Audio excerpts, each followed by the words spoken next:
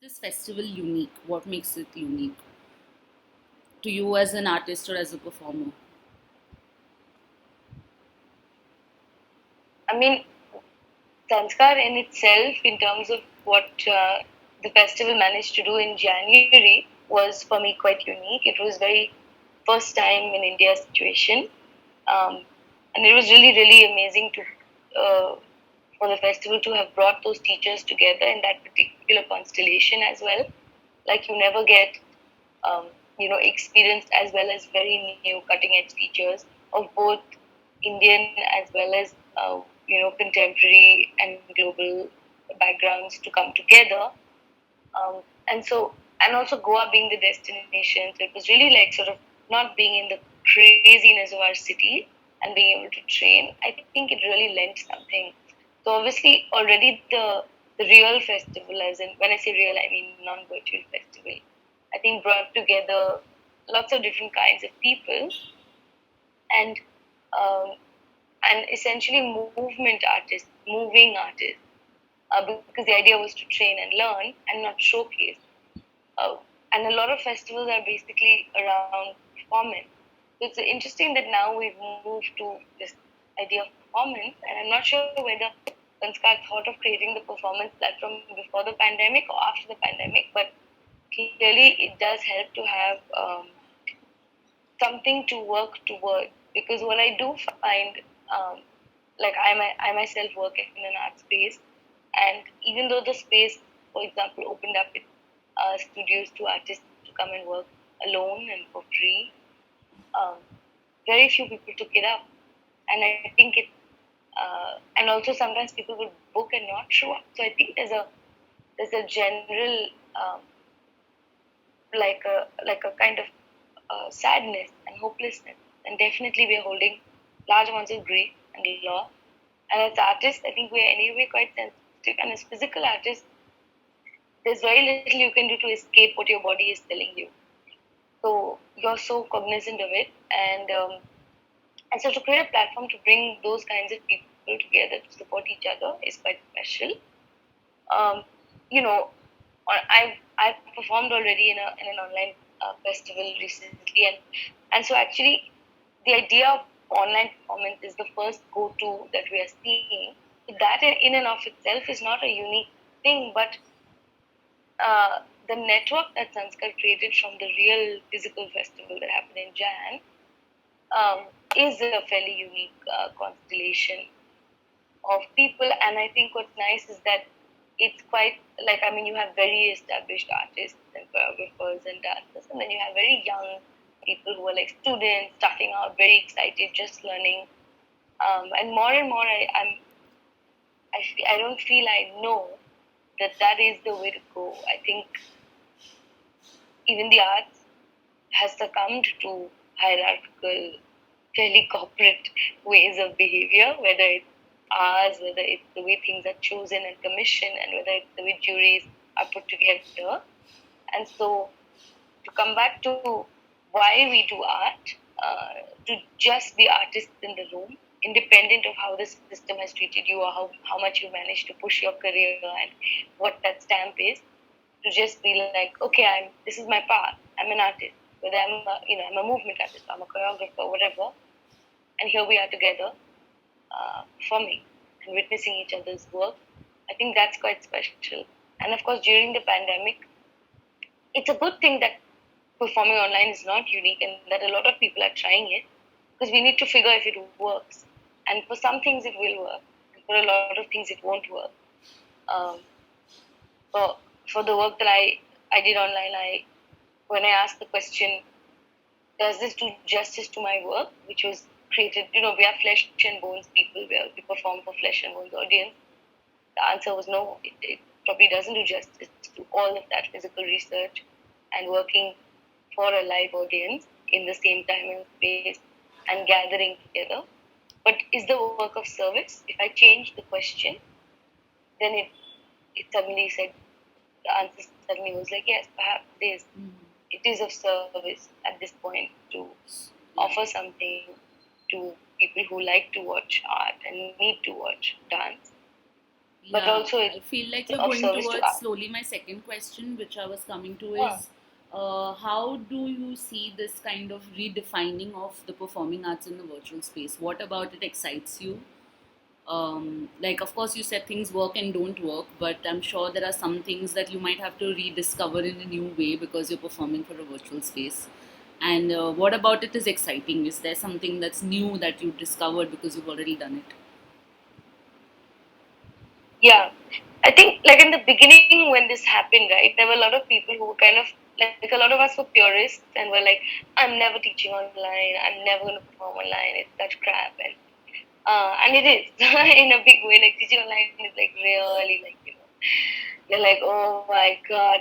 But then I found that even with that, there are certain things that are possible. Like for example, you can just have more people from different places. So you have an audience that has followed your work, or a student that has been in your classes who's now no longer in the same city and they can join, which is a fairly amazing thing.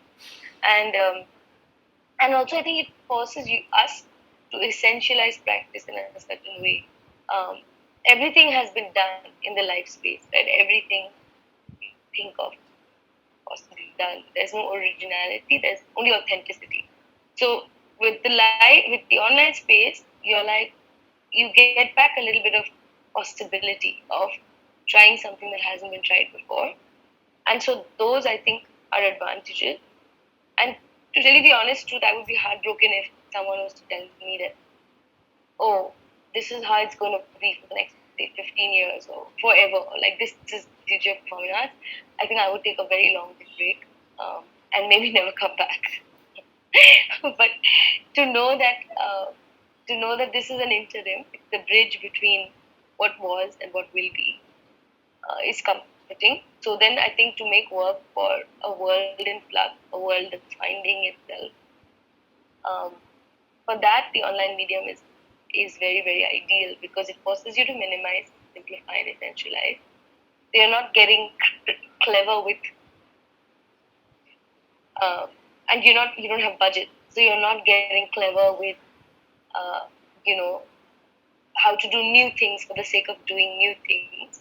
You're actually finding ways to communicate and to say what needs to be said, um, and still make it accessible. And that I think is quite, it's a special opportunity for performance makers to be resilient and hone their craft, even though we're so dependent on our presence. We've worked our whole life for that kind of presence, and now it has to work through a screen. So yeah, those are really special things. If we are able to take what we learn now and sort of marry that with what we had discovered, then I think something very powerful could emerge from this. I think we have to make sure we don't look at it as an either or. We have to be clever with, not clever, we have to listen uh, to what is needed beyond this from both the virtual and the real world. Okay, I'm just going to check if it's been recording so that, Mm. and then move on. Otherwise, yeah.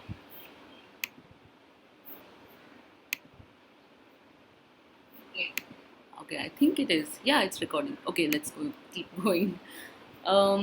Yeah. Yeah. So, if you had to, this is the kind of last question. If you had to think about a festival like this, a virtual performance festival in an Indian context, where already we have not that many, let's say, venues. I mean, venues have opened up slowly. There are a lot more than they were, like when you started dancing or when I started training. But there's still, it's not much. It's not as accessible. A lot of people don't even know. Like there might be a space around the corner, and people just don't know that it's there.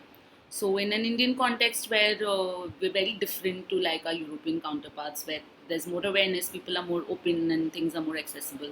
How do you think a festival like this might help us, or will it? I mean, I think the pandemic has been I wouldn't say equalizer, but it because the disparity is so large that I don't think it's going to take one pandemic to be an equalizer. But what it does is it actually, you know, brings forth people's vulnerability, everybody, whether it's systemic or it's individual or it's physical or mental or whatever, or socio-political, it becomes very clear. So now, um, once that happens at a certain physical level, and then you're meeting online, I think it's all it. How do I say it? Almost like you're finally belonging to the same world. Whereas sometimes when we're sitting in a country like say India or Bangladesh, um, and you're working with a country like Switzerland or uh, Germany, you are feeling like, what the hell? How are these? This is not even the same world, which could be a beautiful thing, but very often it's not a beautiful thing because it requires a great deal of, I think, wisdom to hold that kind of collaboration without the inherent uh, inequalities coming up.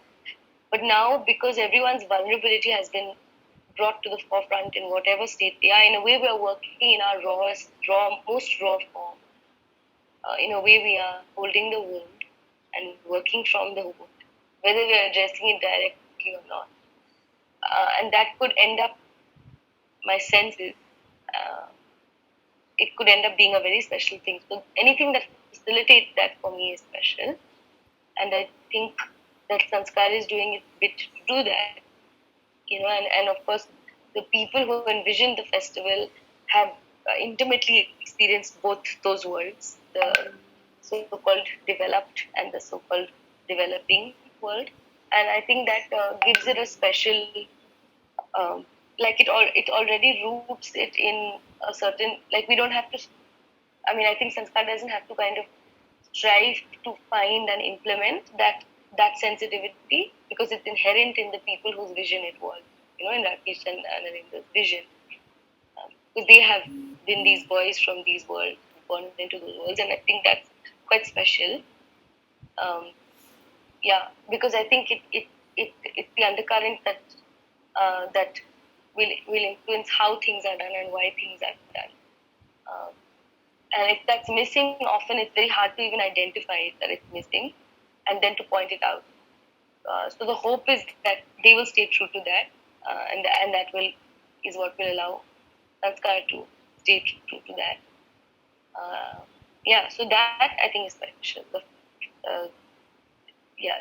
kind of the combination of people working at an equal level to make this happen.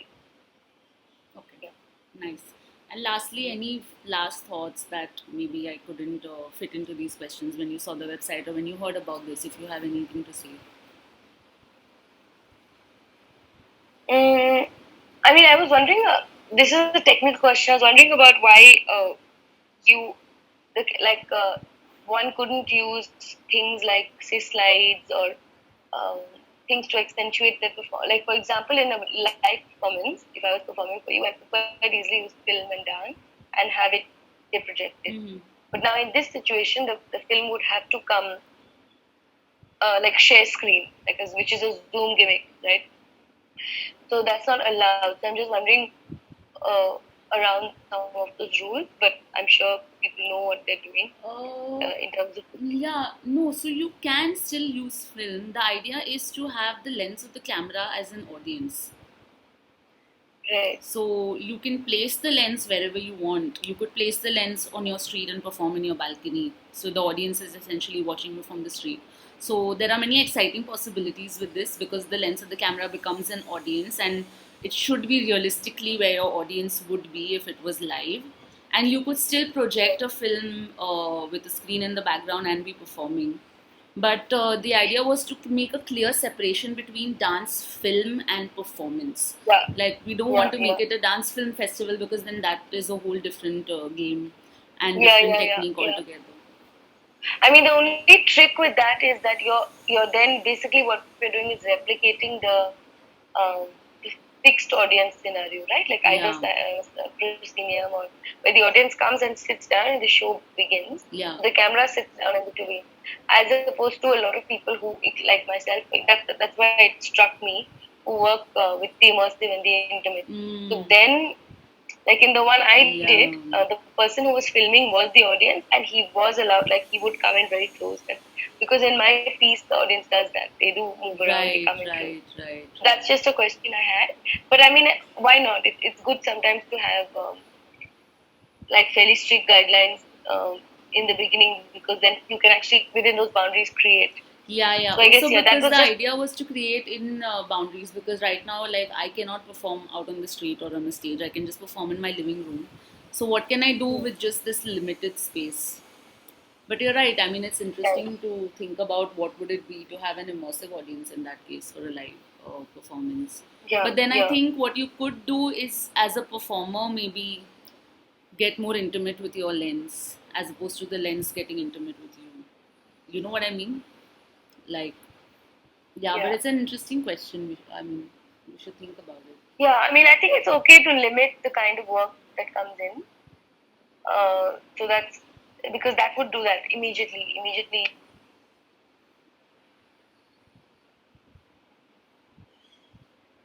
Did he, did it mute or something? Yeah, I think you're muted.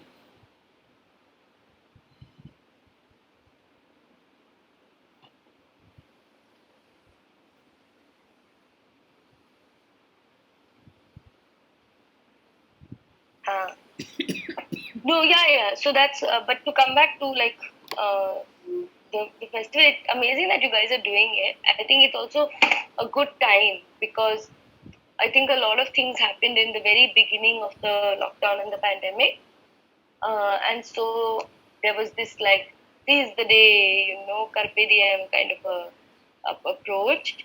Um, but I think that you're actually going to hit home at a more vulnerable time because time has passed and people are tired.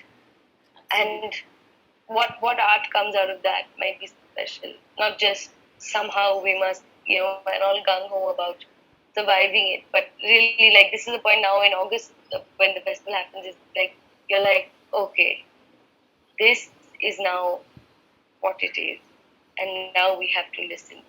Uh, like we're done with the distraction and whatever we were hiding behind. And I think you're gonna have to you're gonna meet a world of artists who are really like, okay, never before has this happened. Here we are, artists still away. So that might actually bring very special work, and I hope it does. Hmm. Yeah, yeah, yeah. It's, yeah, I feel the same way. Like, initially, I was so pumped and excited, and now I'm just like, not again. Like, how long is this going to go on? It's so difficult. Like, my fuel is Yeah, over, and I feel like, where do I go to recharge now? Because in June or May, you were still recharged from like March or Feb or whatever was pushing you. Now there's like yeah, nothing pushing you. But yeah, we'll do a final one where maybe you can reach out to like the Indian dancers to kind of apply and in your way, whatever words you feel fit. yeah, yeah. Um, I'm going to not use the word opportunity. Instead, Totally. I'm going to say that I think people should not should, but I think that it's an invitation. Mm. It's a possibility rather than an opportunity. And I think right now everything we do online or everything we do in whatever way we do it, whether it's like where in some countries you can actually meet live and perform, maybe like very few people in a room, or whether you're doing it online. Um, as an artist, the service of allowing yourself to experiment with that is is really that the more number of us that try different ways, we kind of learn what works. Because maybe you're someone who says I will not go online. Somebody else says okay, I'm going to partially adopt this. Somebody else says okay, I'm going to try this methodology or medium, and then the combination of those experiments gives us knowledge as to how maybe to kind of move forward with our practice. Um, so I think that's quite a cool reason to do it, which is that suddenly you're performing not just for yourself in terms of my work, my art, what I want to say in the world, but really it's the curators of these festivals are as much in need of our participation as we are in need of them putting these platforms up. Because um, yeah, I mean that's true of the everyday world, but that is forgotten. I think often curators at the festival forget that they need the artists, and that's why they're around. It's a bit like our political leadership, where it's like, boss, you're here to serve us. Hello. Um, so I think it's an interesting thing where we are very equal in terms of I serve you, you serve me. We do this together in a collective spirit of seeing if it works and if it doesn't work, and there's victory in both, because if it doesn't work, then it's just like, okay, you know what didn't serve your purpose, and you're one step closer therefore to finding something that does. And if it works, then great, we have something. And more important than all of that is just gathering as artists, finally not having the, I mean, of course there is the pressure because that's where we've come from, but finally not just having the pressure of doing good work or relevant work, but just showing up as humans who are on the artistic path, um, offering what they have in this moment. I think that's something special that may not come again, like maybe 6 months later, and this hopefully pandemic is sort of on its way out. We will return to the norm as quickly as possible. Is something that might happen. And so while we have this opportunity, uh, again I said opportunity, but we have this possibility. I think it would be fun to take it